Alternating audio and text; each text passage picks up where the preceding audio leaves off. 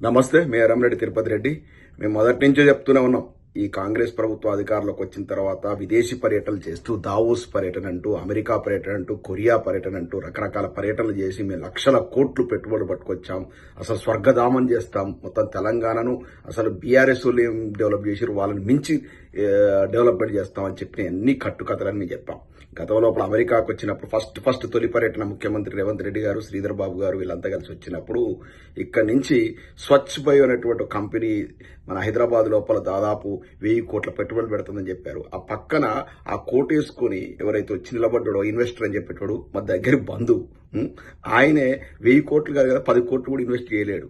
అవన్నీ చూసి నవ్వాలేడు. వాళ్ళకి అప్పుడు ఆ రోజే స్పందించినాం. స్వచ్ఛ బయో అనేది ఒక బోగస్ సంస్థ.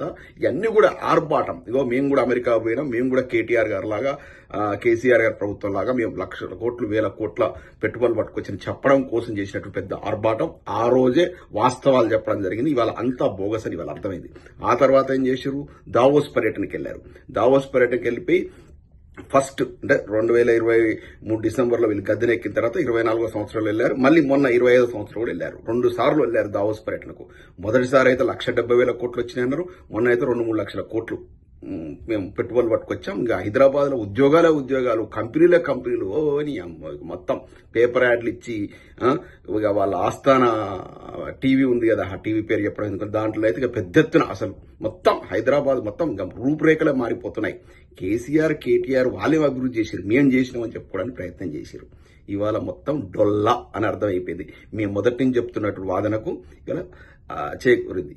చూడండి ఈ వీడియోలో శ్రీధర్ బాబు గారు దావోస్ పర్యటన అనంతరం మేము 1,70,000 కోట్ల పెట్టుబడులు తీసుకొచ్చాం మొదటి పర్యటనలో. తర్వాత ఇంకా 2-3 లక్షల కోట్లు అన్నది అది ఇక్కడ ఈ వీడియోలో కవర్ కాలేదు. 2 లక్షల కోట్లు 3 లక్షల కోట్లు అని చెప్పినటువంటి ఉదంతాన్ని చూసాం.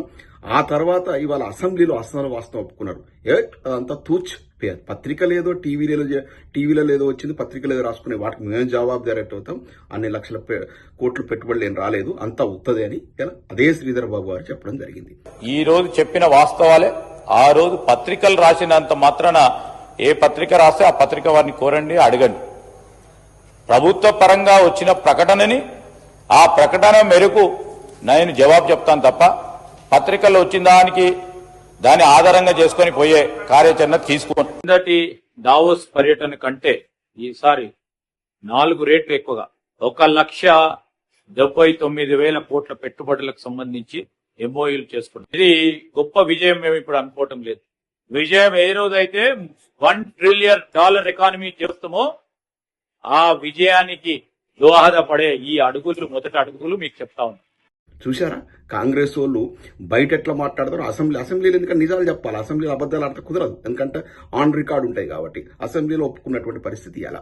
ఇది కాంగ్రెస్ ప్రభుత్వం చేస్తున్నటువంటి దుర్మార్గమైన పరిపాలన, అంత బోగస్ పరిపాలన, మొత్తం సర్వనాశనం చేశారు. తెలంగాణ ఆగమైంది కాబట్టే ఇవాళ కాంగ్రెస్ పార్టీలో ఉన్నట్టు కురువృద్ధులు, జీవన్ రెడ్డి లాంటోళ్ళు, అదేవిధంగా చిన్నారెడ్డి లాంటోళ్ళు వాళ్ళంతా కూడా ఏంది దిక్కుమాలిన ప్రభుత్వం, ఏంది ఈ ప్రభుత్వం ఉన్నటువంటి పార్టీలు మేము ఉండాలని చెప్పి ఒక్కొక్కరు బయటకు వెళ్తున్నట్టు భయం. అంటే అసలు కాంగ్రెస్ లో బయటపడుతున్నారంటే అర్థం చేసుకోండి. వాళ్ళకు ఉన్నటువంటి విశేష అనుభవం.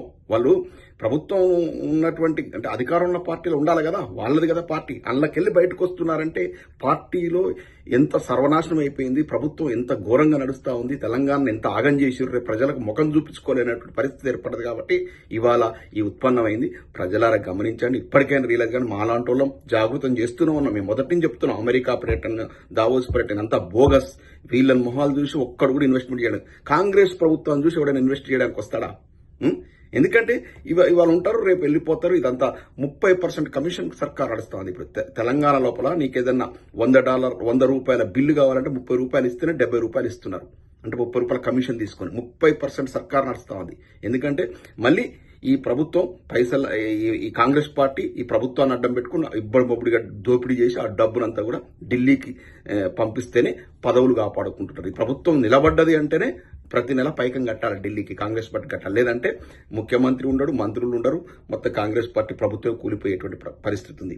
ఇవాళ డబ్బు సంపాదన మనకి వాడు దోపిడీ చేసుకుంటారు. మంత్రులు అయితే ఒకరి మాట ఒకరిన పరిస్థితి లేదు. విచ్చల విడితనం ఏర్పడిపోయింది.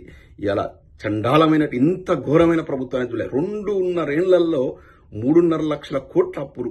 ఒక్కటి చూపించాలా, ఈ ప్రాజెక్ట్ కట్టినాం బై, గి చేసినాం బై గీ బిల్డింగ్ కట్టినాం గీ యూనివర్సిటీ ఎస్టాబ్లిష్ చేసినాం గీ అంటే 6 గ్యారంటీలకు త్రిలోకాలు 3 సార్లు రైతు భరోసా ఎగ్గొట్టారు. ఇన్ని ఎగ్గొట్టి కూడా 3.5 లక్షల కోట్ల అప్పులు తీసుకొచ్చారు. వీళ్లకు కేసీఆర్ గవర్నమెంట్ కు అసలు పోలిక ఉందని నక్కకు నాగలోకి అనుకున్న తేడా. అప్పుడు ఏంది అది 9 ఏళ్ళు ఎటువంటి పరిపాలన? ఎక్కడ చూసినా ప్రతి నెల సంక్షేమ పథకాలు అందడం కానీ, సాగునీరు ప్రాజెక్టులు ఉరకలేసినాయి, ప్రతి ఎకరాకు నీరు వచ్చింది, తాగునీరు వచ్చింది. ఇంతుంది వీళ్ళు ఏదో చేస్తామని బోగస్ మాటలు నమ్మేస్తే ఇవాళ కాంగ్రెస్ ప్రభుత్వం ఇవాళ నిజాన్ని ఒప్పుకుంది. ఇంకొకటి ఉద్యోగ కల్పనలు ఏడాది 2 లక్షల ఉద్యోగాలు ఇస్తున్నారుగా. ఇవాళ వాస్తవం చెప్పాలంటే అసెంబ్లీలో ఒప్పుకున్నది వాళ్ళ అక్షరాలు ఇచ్చింది ఓన్లీ 16,000 ఉద్యోగాలు 2 ఏళ్లలో. ఇది అంటే మొత్తం 2 ఏళ్లలో 4 లక్షల ఉద్యోగాలు ఇవ్వాలి. 16,000 ఉద్యోగాలు మాత్రం ఇచ్చారు. అంతకుముందు బీఆర్ఎస్ ప్రభుత్వం నింపినటువంటి వాటిని నియామక పత్రాలు ఇచ్చి మేము 50,000 ఉద్యోగాలు ఇచ్చినామని చెప్పుకుంటున్నారు. అంతా అబద్దమే, నోరు తెరిస్తే అబద్దమే కాంగ్రెస్ వాళ్ళది. ఇంకా నమ్మొద్దు ప్రజలారా, వీళ్ళను కర్రుగాల్చి వాత పెట్టాలి.